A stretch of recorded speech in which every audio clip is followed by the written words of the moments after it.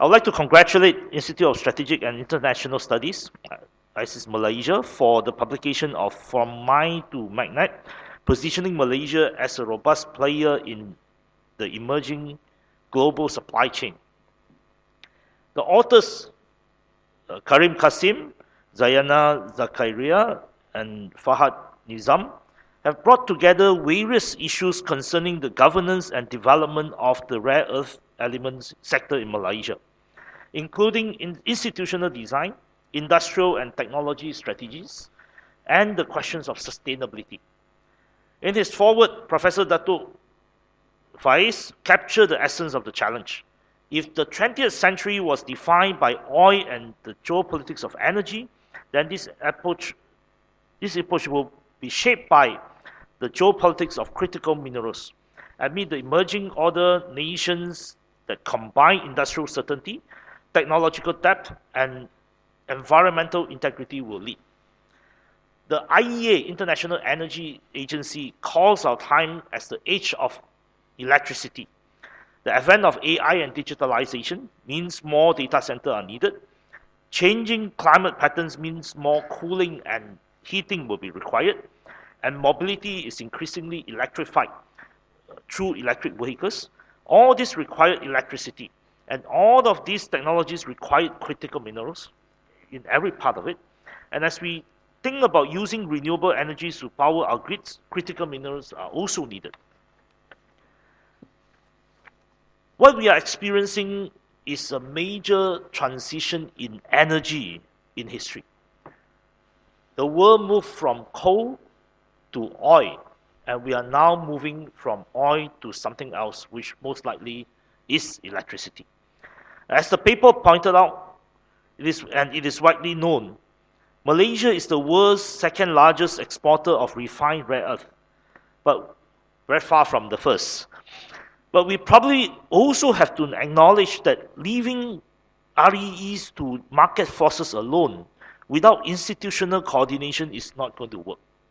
A laissez-faire approach will mean unprocessed raw materials being sold illegally or legally to the highest bidder. It may also mean federal and state government will continue to quarrel on who gets what. And illegal minings or minings that are inadequately regulated could result in disastrous environment and human costs. It is important to note that why China emerged as the largest refiners of REEs, while US companies folded in the last several decades. It is due to one fact, that REE alone is not necessarily a very lucrative business. It's the whole supply chain that is needed. So if we are only thinking using our conventional way of looking at things, which is just to look at that particular sector, it may not necessarily work. We have to look at the whole of supply chain, and we have to put premium on supply chain resilience in order to think through the whole structure. The government has made the right decision of banning the export of raw REEs, but in a journey that has 1,000 steps, this is just the first step. As a nation, we need to be very clear and determined that we do not sell raw cakes, but we want to develop the industry from upstream to downstream. And to do so, we will have to agree that the government needs to take the lead through industrial policy and also international cooperation.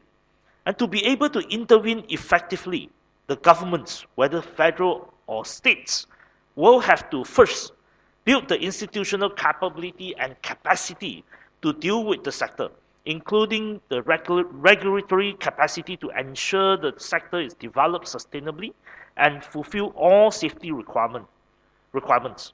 Second, as recommended by the paper, to coordinate well among federal agencies and with the state governments.